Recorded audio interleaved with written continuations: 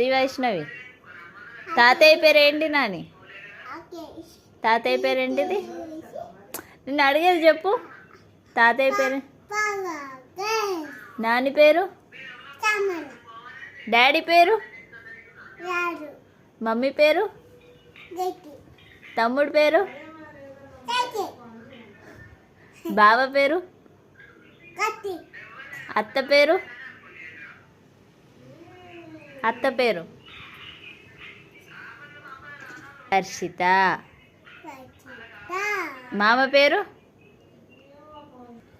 మామ పేరు? అక్క పేరు? అక్క.